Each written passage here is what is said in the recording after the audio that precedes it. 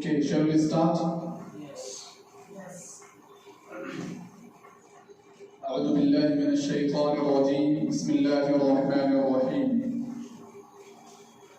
In the name of Allah, the most gracious, the most merciful. All praise and thanks belong to Allah subhanahu wa ta'ala, who is the creator, sustainer, cherisher and maintainer of the entire universe, and countless peace and salutations be upon his last and final prophet, the greatest benefactor of humanity, Muhammad sallallahu alayhi wa sallam, the head of all messengers, upon his family and all his companions. So today, inshallah, we will be covering whatever we have learnt till now. It has been 3 weeks perhaps. Continuously we are learning English language. So as I remember, we have started 3 weeks ago, or it's almost going to be a month. So we have, in this time and in this month, we have learned a lot of things about English language. So whatever we have learned till now, so inshallah we will be discussing on those things, and we will be practicing, and we will be revising and talking about those things. So inshallah we will be starting. So first of all, I will start with the beginning, like what we have started in the beginning when our first day started. So first day, I told and I spoke about something, that the first thing, if we see anything about English language in any book or anything, any newspaper or anything related, anything written in any book, so the first thing you have to notice and you have to memorize that what is the thing is. Like for example, you want to understand any sentence. So how you will understand that sentence? And what is the grammar, in what tenses, in what period is the sentence is being spoken or being written. So these things, for example, there is a sentence and I'm asking you that what is this sentence about? Like in which tense it is, and what is the grammar in this sentence? So all these things we have to know. Like I mentioned 3 things or 4 things. So the first thing which we told and we spoke about, for example, there is a sentence in English language. So the first thing we will understand or we will notice, we will identify and we will try to identify, that is, like there are 3 tenses. कितने English में कितने ज़माने हैं? 3 ज़माने. तो क्या है? First क्या है? प्रेजेंट और past और future. Okay, so how many tenses in English language? 3. English में कितने ज़माने हैं? 3. The first one, present, and the second, past, and the third, future. Okay. तो 3 चीजें जो है हमें पहचानना है किसी भी सेंटेंस को जानने के लिए कि इस सेंटेंस के अंदर क्या है, यानी इसको कैसे पहचानना है, किस तरीके से जो है इसको हम किसी, अगर उर्दू में लिखा हुआ है कोई चीज तो उसको हम कैसे इंग्लिश में कन्वर्ट करेंगे, या अगर कहीं पे इंग्लिश में लिखा हुआ है इंग्लिश में तो उसको हम उर्दू में तर्जुमा उसका कैसे करेंगे. तो उसको पहचानने के लिए सबसे पहले हमें क्या पहचानना है कि ज़माना उसके अंदर कौन सा पाया जा रहा है. क्योंकि जो कुछ भी हम बात करेंगे, इधर दैट इज इन उर्दू और इधर that is it let be in English language, यानी चाहे वो इंग्लिश में हो चाहे उर्दू में हो, तो उसके अंदर जो है हमारी जो बातचीत होगी, whatever we will speak, it will be only in 3 chances, 3 periods. Maybe it can be in present time, or it can be in past tense, or it can be in future tense. So these are the 3 things. Whatever we will be speaking or we will be reading anything. So 3 चीजें हम जो कुछ भी पढ़ेंगे, चाहे वो उर्दू में हो या इंग्लिश में हो, तो क्या है, फर्स्ट क्या पहचानना है? ज़माना. तो फर्स्ट हम क्या देखेंगे, प्रेजेंट है या पास्ट है या फ्यूचर है. तो अब जब हम डिसाइड कर लेंगे, अच्छा उसको पहचानेंगे कैसे, ये भी एक ये है कि हम प्रेजेंट है तो कैसे पहचानेंगे, पास्ट है तो कैसे पहचानेंगे, फ्यूचर है तो कैसे पहचानेंगे. तो उसकी इंग्लिश में अलग चीज है पहचानने के लिए और उर्दू में अलग है. इंग्लिश में उसको पहचानने के लिए क्या है, मिसाल के तौर पर प्रेजेंट के अलग अलग हेल्पिंग वर्ब है. प्रेजेंट के क्या है, अलग अलग हेल्पिंग वर्ब है. जैसा कि हम लोग नाउन से जो रिलेटेड सेंटेंसेस है उसके हम लोग प्रेजेंट के हेल्पिंग वर्ब कितने पढ़े हैं? प्रेजेंट के इज एंड आर. तो ये 3 हेल्पिंग वर्ब हम लोग पढ़े हैं. प्रेजेंट के क्या है, इज MR, ये नाउन से रिलेटेड जो हम सेंटेंस बनाएंगे उसके लिए है। जब वर्ब के अंदर हम बनाएंगे, गर्दान के अंदर बनाएंगे तो वो अलग चीज है। तो प्रेजेंट के अंदर अगर हम यानी नाउन से रिलेटेड जो सेंटेंस है तो उसके अंदर क्या है, हमारे तीन है, इज, एम, आर, ठीक है। तो इज किसके लिए इस्तेमाल होता है, सिंगुलर, आर प्लूरल के लिए, और एम सिंगल यानी आई के लिए, ठीक है, सिंगल के लिए, ठीक है, सिंगल प्रोनाउन, ठीक है, सेल्फ के लिए। तो जब आई के लिए इस्तेमाल करेंगे तो उसका क्या होगा, एम, ठीक है। तो ये तीन क्या है, हेल्पिंग वर्ब है। तो इससे हम पहचानेंगे कि प्रेजेंट के अंदर बातचीत हो रही है, पहली चीज। दूसरी चीज क्या है, और पास्ट के अंदर क्या है, हेल्पिंग वर्ब है तीन, पास्ट के अंदर दो है, क्या क्या है, वाज और वर। तो वाज किसके लिए, सिंगुलर या प्लूरल, सिंगुलर के लिए एक चीज हो, चाहे वो नाम हो किसी भी चीज का हो, वो एक की सूरत में अगर इस्तेमाल हो रहा है तो उसके लिए क्या लाएंगे हम, वाज, और अगर एक से ज्यादा है तो वर। तो ये पास्ट के लिए हेल्पिंग वर्ब है, जिससे हम पहचानेंगे कि ये पास्ट का जमाना इसके अंदर पाया जा रहा है। फिर उसके बाद हम आगे का जो स्ट्रक्चर होगा कैसे बनाना है उसको देखेंगे। तो इतने तक पहचानने के लिए हेल्पिंग वर्ब को पहचानना है, जिससे हम पहचानते हैं कि जमाना कौन सा है, टेंस कौन सा है। और फ्यूचर के अंदर पहचानने के लिए क्या है, शैल बी या विल बी, शैल बी या विल बी। तो ये एक ही है, या तो शैल बी भी बोल सकते हैं या विल भी बोल सकते हैं। तो अगर फ्यूचर के अंदर कोई बात बोलना है, मिसाल के तौर पर आपको कहना है कि मैं इंजीनियर बनूंगा या टीचर बनूंगा, तो I will be a teacher, ठीक है, आई विल बी टीचर या आई शैल बी टीचर। तो फ्यूचर के अंदर अगर बोलना है तो फ्यूचर के लिए क्या है, शैल बी या विल बी। तो ये तीन चीजें जो है हमको पहचानना है, इज, एम, आर प्रेजेंट के लिए, वाज और वर किसके लिए, पास्ट के लिए, और will be, shall be future के लिए, ठीक है। तो ये तो अलग चीज है। उसके अलावा और भी पहचानने की चीजें हेल्पिंग वर्ब के अलावा, वो है आपकी जो है क्या बोलते हैं, जो उसको जो वर्ब है, जो फेल है, उसकी अलग अलग शक्लें हैं।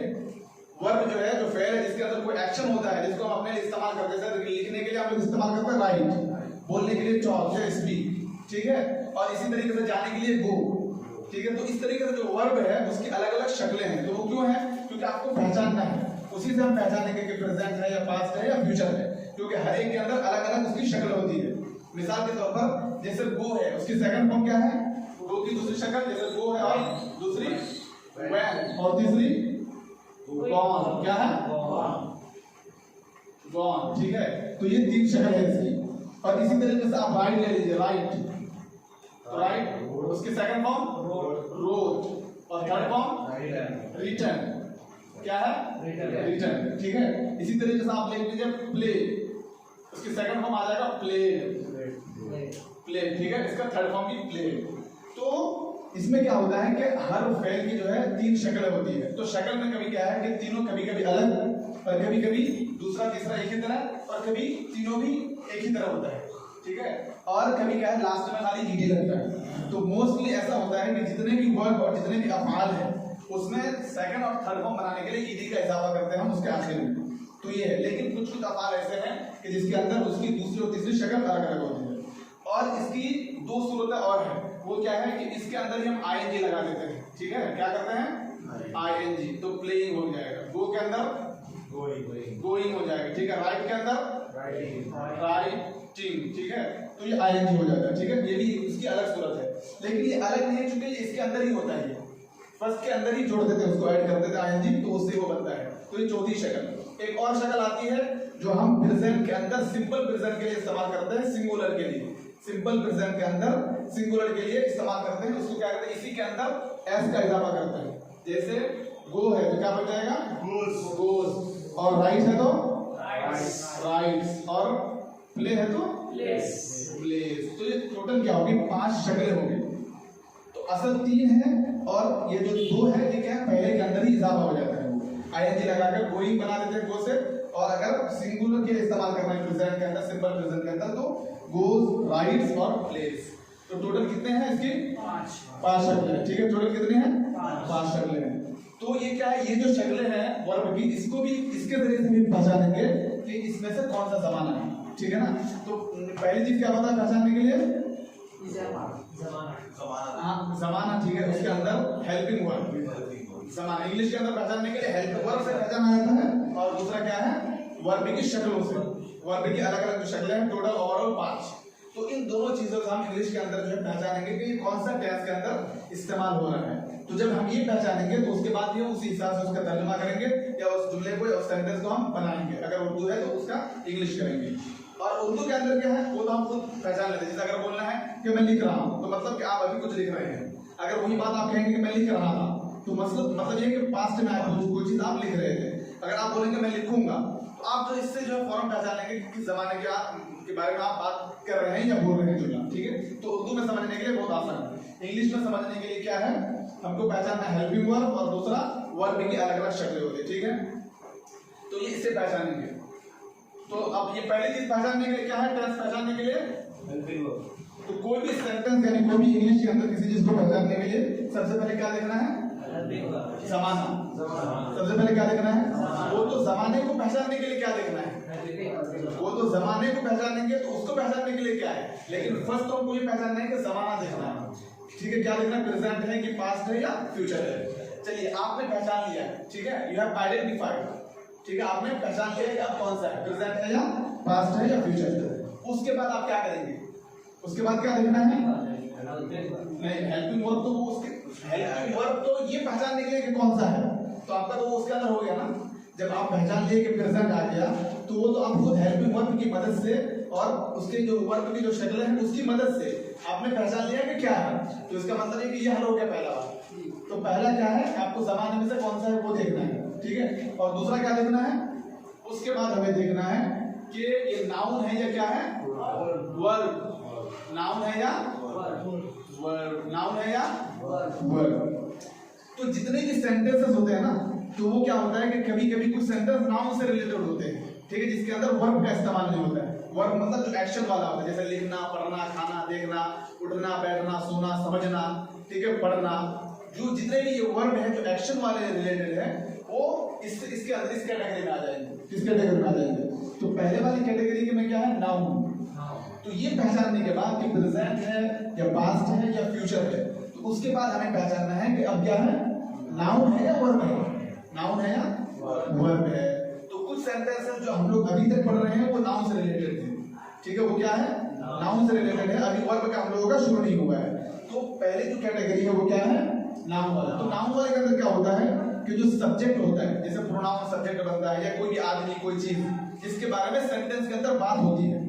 ठीक है, जिसके अंदर सेंटेंस के अंदर सब्जेक्ट के बारे में बातचीत होती है। ठीक है, तो जैसे मिसाल के तौर पर आई है, you, we, they, he, she, it, या कोई भी नाम किसी चीज का, आदमी का, जानवर का, या किसी भी चीज का, तो ये तमाम के तमाम क्या है, सब्जेक्ट बनता है।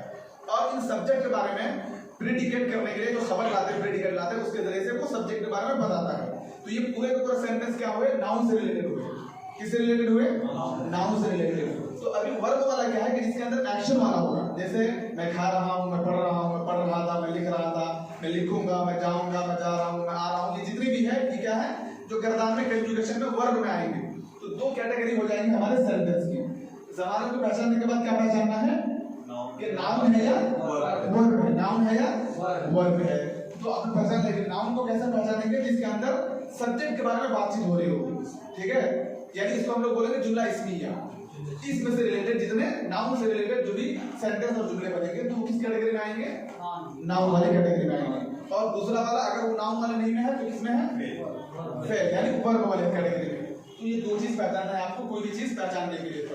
अब ये पहचान लिया आपने, उसके बाद क्या पहचानना है आपको, तीसरा नंबर पे, तीसरे नंबर पे ये है कि सिंगुलर है या प्लूरल, क्योंकि हर सेंटेंस या तो वो सिंगुलर होगा या क्या होगा, प्लूरल होगा। हर सेंटेंस क्या होगा, या तो सिंगुलर होगा या प्लूरल, सिंगुलर या प्लूरल। ठीक है, वाहिद या जमा, वाहिद या जमा। और इधर आपका इस्म या फेल। ठीक है, तो आपके चाहे वहां पे नाउन वाले होंगे या वर्ब वाले, फेल वाले होंगे। इसको पहचानने के बाद आपको ये देखना है, क्योंकि हर सेंटेंस या तो वो वाहिद होगा या जमा होगा। इसके अंदर वो नहीं है कि डुअल यानी तस्निया, इसके अंदर अरबी में जैसा होता है तस्निया, इसमें डुअल नहीं है, तस्निया नहीं है। इसमें या तो वो सिंगल होगा या जमा होगा या प्लूरल होगा। तो थर्ड नंबर पे हमें ये देखना है कि वो सेंटेंस उसके अंदर जो है वो जो एक की शक्ल में इस्तेमाल हुआ है, या जैसे ही है तो वो अकेला है सिंगुलर, शी है सिंगुलर है, अहमद है, खालिद है, कोई भी एक है तो वो सिंगुलर है। वहीं पे अगर एक से ज्यादा चीजों का नाम होगा, जैसे प्रोनाउन के अंदर वी, यू, दे, या कोई भी जो है जमा एक से ज्यादा, तो ये तमाम के तमाम प्लूरल के अंदर आ जाएंगे। ठीक है, तो या तो वो सिंगुलर होगा सेंटेंस या प्लूरल होगा। तो ये तीन चीज को आपको देखना है किसी भी इंग्लिश सेंटेंस के अंदर। तो पहला क्या देखना है, बोले एक बार फिर, जमाना। तो वो तीन है, कितने हैं, तीन है। प्रेजेंट होगा या पास्ट होगा या फ्यूचर होगा। वो पहचानने के बाद, वो पहचानने के लिए क्या देखना है, हेल्पिंग वर्ब वगैरह है, और उसके बाद वर्ब की जो अलग अलग शक्लें हैं वो देखना है। तो उससे हम पहचानते हैं कि जमाना कौन सा है उसमें। उसके बाद क्या देखना है हमें, नाउन वाले हैं या वर्ब वाले हैं, इसम वाले हैं या फेल वाले हैं। उसके बाद तीसरा नंबर पे क्या देखना है, सिंगुलर है या प्लूरल है। तो ये तीन चीजें देखने के बाद अब आपका सेंटेंस रेडी है। आपका सेंटेंस क्या है, रेडी है। अब आपको क्या देखना है कि जुमलों की चार अक़साम में से कौन से किस्म है। जुमलों की चार अक़साम में से kinds of sentences, kinds of sentences, ठीक है, जुमलों के अक़साम। तो इसकी कितनी किस्में हैं, चार है, ठीक है।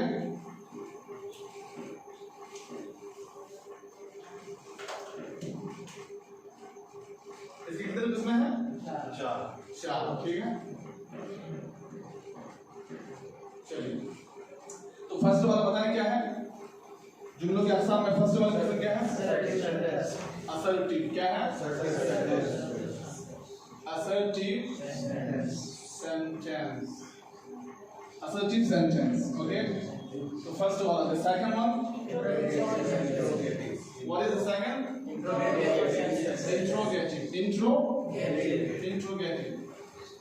Interrogative sentence. And the third one,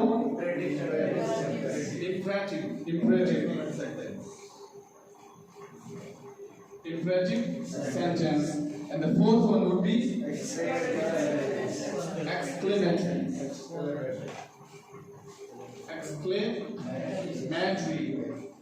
exclamatory sentence. चलिए, तो ये क्या हो गए, चार, these are four kinds of sentences, यानी ये जुमलों के चार किस्में हुए, ठीक है। तो ये वाला कौन सा है, जुमला, इसको बोलेंगे जुमला खबरिया। दूसरा वाला क्या बोलेंगे, सवालिया। तीसरा हुक्मिया। उसके बाद इस्ताजाबिया, ठीक है, या ताज़िया, ठीक है। तो ये चार क्या हो गए, जुमलों के हमारे अक़साम हो गए, यानी जो कुछ भी हम पढ़ेंगे वो इन चार कैटेगरी के अंदर ही आएंगे, ठीक है। तो ये तीन चीज पहचानने के बाद हमें ये चार किस्मों में से कौन सा है वो देखना है। तो इन तीनों में से हर एक की जो है अलग दो कैटेगरी है। हर एक की क्या है, दो कैटेगरी है। वो क्या है,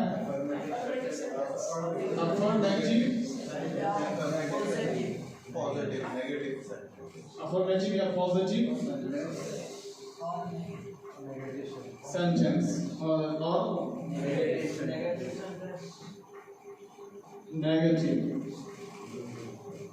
नेगेटिव सेंटेंस। चलिए, तो ये हर एक में से क्या है, हर एक की दो कैटेगरी है, ठीक है। क्या है, अफर्मेटिव या पॉजिटिव, उसके दो नाम है, अफर्मेटिव या पॉजिटिव सेंटेंस। और इसको यानी मुस्बत, क्या बोलेंगे, मुस्बत। क्या बोलेंगे इसको, मुस्बत, और इसको मंफी, ठीक है। तो अफर्मेटिव होगा या पॉजिटिव होगा, इन तीनों में से हर एक की दो कैटेगरी, अफर्मेटिव या पॉजिटिव सेंटेंस और जो है दूसरा नेगेटिव सेंटेंस। असर्टिव सेंटेंस के अंदर उसमें क्या होता है, असर्टिव सेंटेंस के अंदर किसी चीज के होने या ना होने की खबर देते हैं। जैसे मिसाल के तौर पर एग्जांपल बताइए, जैसे मिसाल के तौर पर बोलना है कि हामिद टीचर है, तो ये किसमें आएगा, असर्टिव में। तो पहले ये है असर्टिव के अंदर आएगा, हामिद इज टीचर, हामिद उस्ताद है, ठीक है। तो अगर बोलेंगे कि हामिद उस्ताद नहीं है तो कैसे बनाएंगे,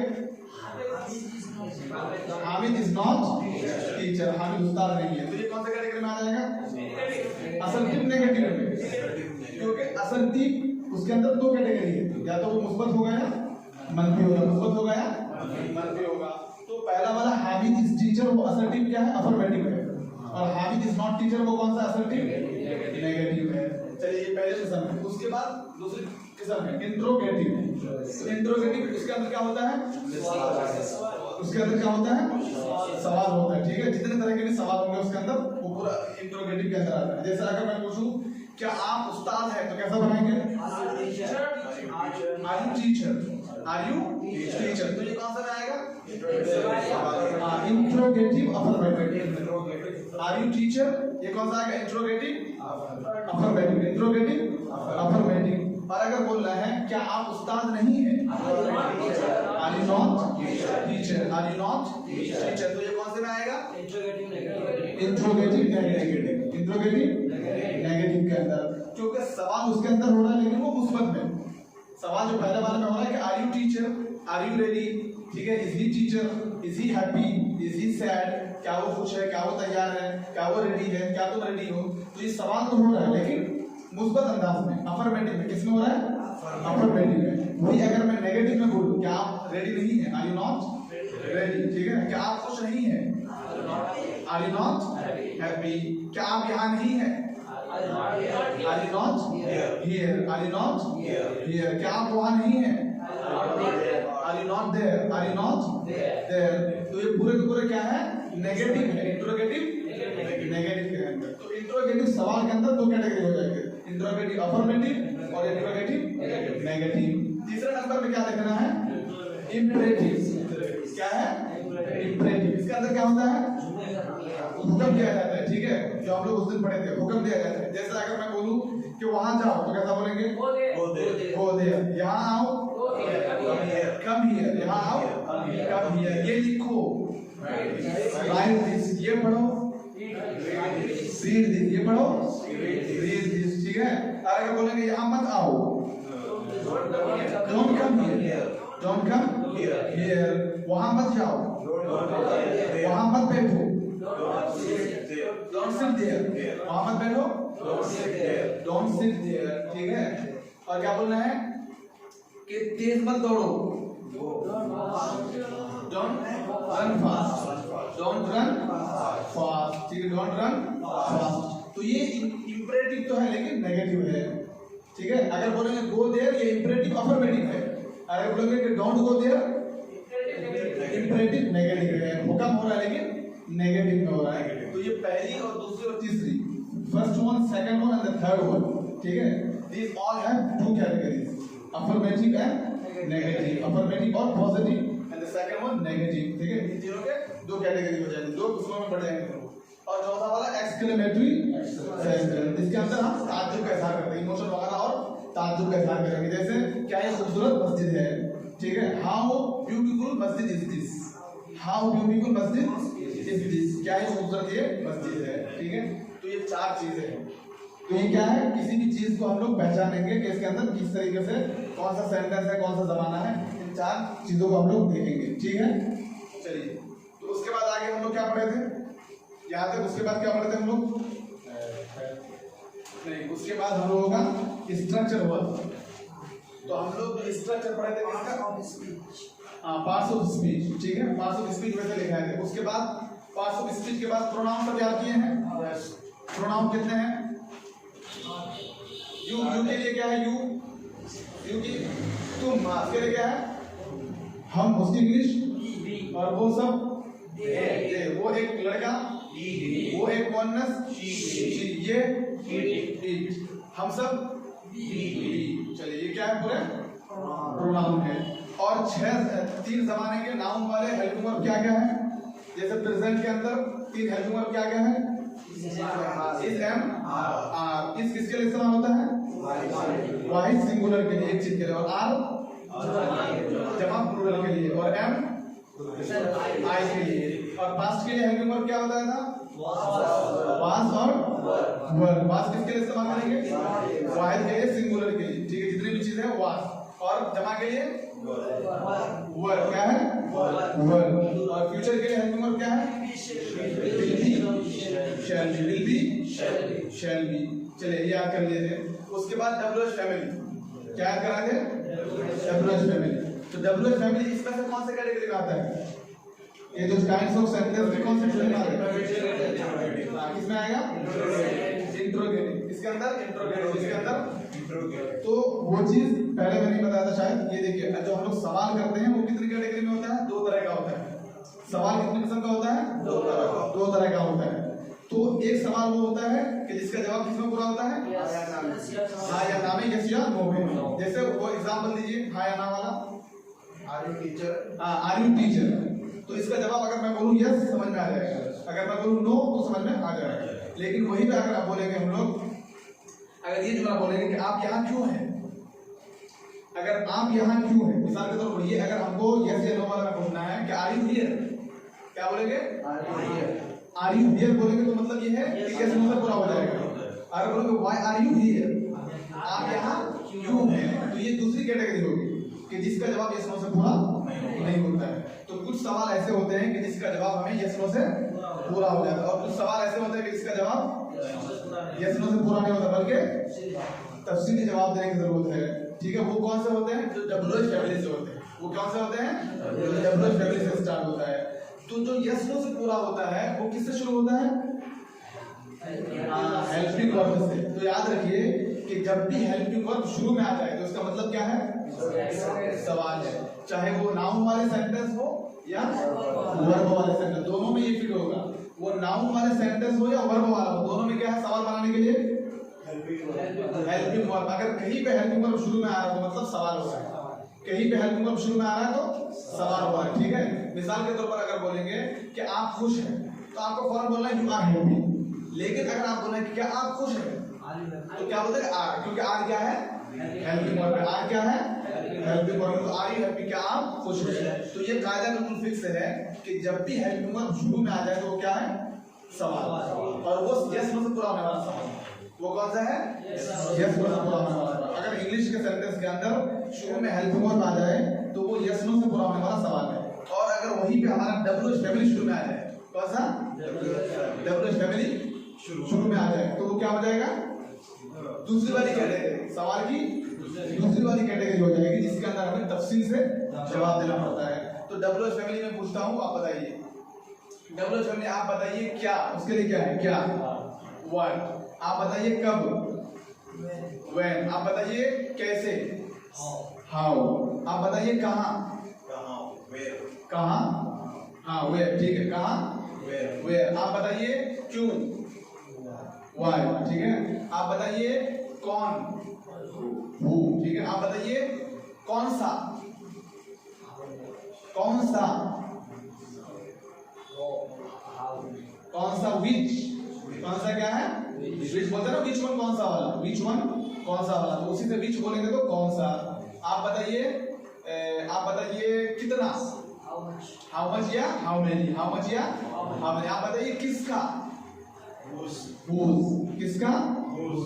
तो ये पूरे के पूरे डब्ल्यूएच फैमिली को हमें सवाल करने के लिए यूज किया जाएगा वो। और अगर ये शुरू में आता है डब्ल्यूएच फैमिली तो इसका मतलब कौन सा सवाल है, दूसरी कैटेगरी के हैं, जो इसमें तफसील से जो है जवाब देना पड़ता है। इसमें क्या है, तफसील से जवाब देना पड़ता है। चलिए जी, हाँ, उसके अलावा डब्ल्यूएच फैमिली के अलावा और क्या पढ़े थे हम लोग आगे, सब्जेक्ट, वो स्ट्रक्चर। तो स्ट्रक्चर हम लोग कितने पढ़ चुके हैं, चार स्ट्रक्चर पढ़ चुके हैं। क्या है, चार स्ट्रक्चर पढ़ चुके हैं। तो फर्स्ट वाला क्या है, यार इसमें ही पढ़े हम लोग, ठीक है। ये और ये दो चीज पढ़ लिए, क्या है, असर्टिव और इंट्रोगेटिव। तो पहला स्ट्रक्चर हम लोग का क्या है, पहला स्ट्रक्चर क्या है कि पहले हम लोग सब्जेक्ट रखते हैं और फिर हेल्पिंग वर्ब, फिर प्रेडिकेट, यानी प्रेडिकेट वाले, ठीक है, प्रेजेंट प्रेडिकेट। कौन सा है, प्रेजेंट प्रेडिकेट वाले सेंटेंस कि जिसके अंदर हम लोग खबर देते हैं, सवाल है जिसके अंदर खबर देते हैं। तो उसका क्या पहले क्या है कि जिन जुमलों में हम लोग खबर देंगे, जैसे असर्टिव सेंटेंस। तो असर्टिव सेंटेंस वो है कि जिसके अंदर हम किसी चीज के होने या ना होने की खबर देते हैं, जिसमें किसी चीज के होने या ना होने की खबर देते हैं। तो इसके अंदर पहला वाला स्ट्रक्चर कैसा है कि जिसके अंदर हम लोग खबर देंगे होने की। तो उसका स्ट्रक्चर क्या है, फर्स्ट क्या रखते हैं हम लोग, सब्जेक्ट। तो सब्जेक्ट कौन कौन सा बनता है, I, you, we, they, he, she, या कुछ भी पूरे प्रोनाउन सब्जेक्ट बनेंगे या कोई भी चीज, ठीक है। प्रोनाउन के अलावा कोई नाम भी सब्जेक्ट बन सकता है, हाँ, नाउन बनेगा या कोई भी किसी नाउन के अंदर पूरे जितने भी चीजों के नाम है वो पूरे बन जाएंगे, ठीक है। तो वो क्या बनेंगे, सब्जेक्ट। तो सबसे पहले इसके अंदर जुमलों में अंदर जिसकी खबर दी जाएगी और वो अफर्मेटिव में खबर दी जाएगी, किसमें, अफर्मेटिव पॉजिटिव वाले। तो उसके अंदर पहले सब्जेक्ट, उसके बाद क्या रखेंगे हम लोग, हेल्पिंग वर्ब, सब्जेक्ट के बाद हेल्पिंग वर्ब यानी इज एम आर, कौन सा है? Is am are, helping verb is am are. उसके बाद क्या रखेंगे? प्रेडिकेट। मिसाल के तौर पर अगर मैं बोलूं कि तुम खुश हो, तो इसके अंदर यू क्या है? यू क्या है? यू सब्जेक्ट है, और आर क्या है? हेल्पिंग वर्ब है, और हैप्पी क्या है? प्रेडिकेट है। ठीक है, वो एक उस्ताद है, हाँ वो एक उस्ताद, हाँ बनाइए, वो एक उस्ताद है, he is a teacher। तो he क्या है? सब्जेक्ट, और is क्या है? हेल्पिंग वर्ब है, और टीचर क्या है? प्रेडिकेट है। तो ये पहला वाला स्ट्रक्चर है, पहले सब्जेक्ट फिर helping verb is am are में से, अगर सिंगुलर है तो इज, अगर प्लूरल है तो आर, और अगर आई है तो एम। उसके बाद खबर देंगे उसकी प्रेडिकेट। तो ये पहला स्ट्रक्चर था। उसके बाद दूसरा स्ट्रक्चर हम लोगों का नेगेटिव वाला, इसके अंदर खबर हम नेगेटिव में देंगे। मिसाल के तौर पर अगर मैं बोलूं कि तुम उस्ताद नहीं हो, तो कैसा बनाएंगे? You are not teacher. तो इसका स्ट्रक्चर क्या है कि पहले हम लोग सब्जेक्ट रखेंगे, फिर हेल्पिंग वर्ब, फिर उसके बाद नॉट का इजाफा करेंगे, फिर उसके बाद खबर रखेंगे। तो यू आर नॉट टीचर। अगर बोलना है कि मैं तालिब इल्म नहीं हूँ, I am not student, तो I सब्जेक्ट हो गया, और am हेल्पिंग वर्ब, और क्या नॉट उसके बाद, फिर उसके बाद प्रेडिकेट खबर। तो ये दूसरा स्ट्रक्चर था, ये सेम है उसके तरह, खाली हेल्पिंग वर्ब के बाद नॉट का इजाफा करेंगे तो नेगेटिव बन जाएगा। और हम लोग का तीसरा स्ट्रक्चर कौन सा था? तीसरा स्ट्रक्चर हम लोगों का इंट्रोगेटिव अफर्मेटिव, यानी वो जुमले जिसके अंदर हम सवाल करेंगे लेकिन मुस्बत अंदाज में। जैसे मिसाल के तौर पर पूछना है कि क्या आप उस्ताद हैं, कैसा बनाएंगे? Are you teacher. तो इसका स्ट्रक्चर क्या है कि पहले हेल्पिंग वर्ब, जैसे मैंने बताया कि जब भी सवाल करेंगे या तो शुरू में हेल्पिंग वर्ब आएगा या डब्ल्यूएच फैमिली, या तो हेल्पिंग वर्ब आएगा या डब्ल्यूएच फैमिली। तो ये चूंकि यस नो वाला सवाल है, तो इसके अंदर पहले क्या रखेंगे? हेल्पिंग वर्ब, फिर क्या रखेंगे? सब्जेक्ट, फिर क्या रखेंगे? प्रेडिकेट खबर। तो आपको बोलना है कि क्या आप उस्ताद हैं, तो कैसा बनाएंगे? Are you teacher. ठीक है, तो आर क्या है? पहले हेल्पिंग वर्ब, फिर यू क्या है? सब्जेक्ट, फिर टीचर प्रेडिकेट। तो ये इंट्रोगेटिव अफर्मेटिव था, सवाल मुस्बत के अंदाज में। ये तीसरा स्ट्रक्चर था। चौथा स्ट्रक्चर हम लोगों का था कि सवाल नेगेटिव में, इंट्रोगेटिव नेगेटिव वाला, इंट्रोगेटिव नेगेटिव। जैसे मिसाल के तौर पर बोलना है क्या आप खुश नहीं हैं? Are you not happy? Are you not happy? तो आर क्या है? हेल्पिंग वर्ब, फिर सब्जेक्ट के बाद नॉट का इजाफा, फिर उसके बाद खबर। और अगर बोलना है कि क्या आप यहाँ हैं? Are you here? Are you here? ठीक है, तो आर पहले आ गया, फिर सब्जेक्ट, फिर जो है प्रेडिकेट। तो ये क्या है? इंट्रोगेटिव अफर्मेटिव, इंट्रोगेटिव हाँ negative. Are you not here? Are you not here? तो ये भी उसी की तरह, खाली नॉट का हेल्पिंग वर्ब के बाद सब्जेक्ट के बाद नॉट का इजाफा करेंगे। पहले हेल्पिंग वर्ब आर, फिर उसके बाद सब्जेक्ट, फिर नॉट का इजाफा, फिर क्या है? प्रेडिकेट। तो ये चार स्ट्रक्चर हम लोग पढ़े थे। ठीक है, उसके अलावा क्या पढ़े थे हम लोग अब तक? उसके बाद लेट्स बी, लेट्स गो। हाँ, उसके बाद हम लोग उस दिन सर कुछ लोग शायद नहीं थे, उस दिन भी हम लोग ये बताए थे कि अगर हमें ये बोलना है कि चलो कोई चीज करते हैं, तो उसके लिए हमें क्या इस्तेमाल करना है? लेट्स, फिर उसके बाद वर्ब लगाना है। मिसाल के तौर पर बोलना है कि चलो पढ़ते हैं, लेट्स रीड। चलो खेलते हैं, लेट्स प्ले। चलो लिखते हैं, लेट्स राइट। चलो बैठते हैं, लेट्स सिट। चलो सोते हैं, चलो पीते हैं, ठीक है, चलो खाते हैं।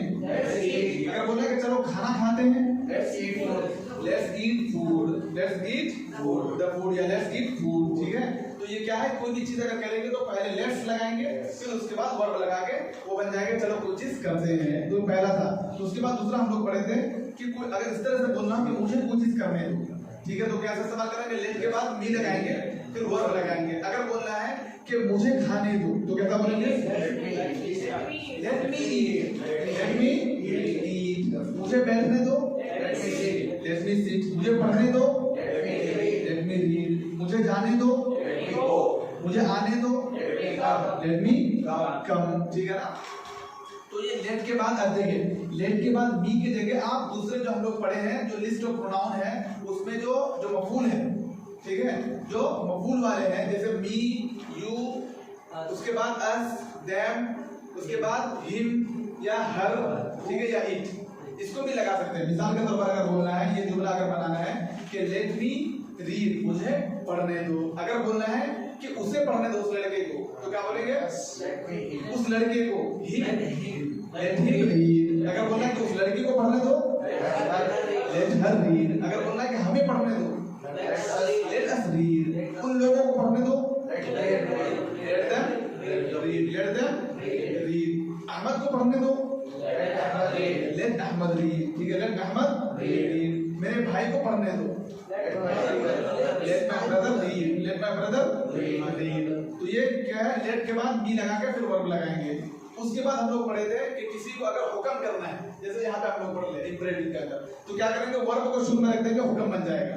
ठीक है, जैसे बोलेंगे पढ़ो तो क्या बोलेंगे? रीड। क्या बोलेंगे? लिखो, राइट। जाओ बोलेंगे तो वो। अगर बोलेंगे आओ, कम। अगर बोलेंगे यहाँ आओ, कम हियर।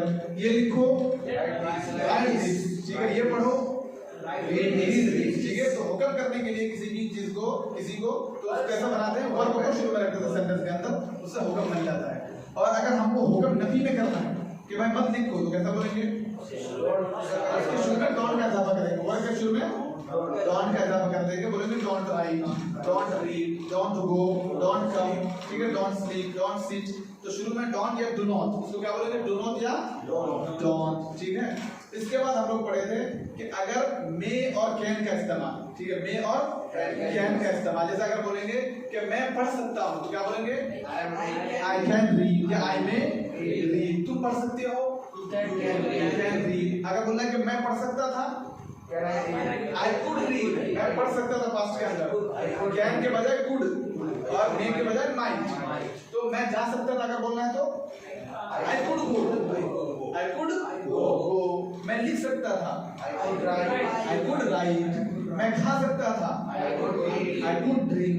ठीक है, मैं समझ सकता था, I could understand, I could understand. तो कैन प्रेजेंट के अंदर अगर मैं कर सकता हूँ तो कैन, और पास्ट के अंदर कुड। ठीक है, कैन के बजाय कुड इस्तेमाल करना है। चलिए, तो उसके अलावा हम लोग वोकैबुलरीज वगैरह भी लिखे हैं। ठीक है, चलिए आपके लिए इतना है। हाँ, होमवर्क लिख के लाए हैं। हाँ, बंद कर दीजिए। ये गाड़ी है।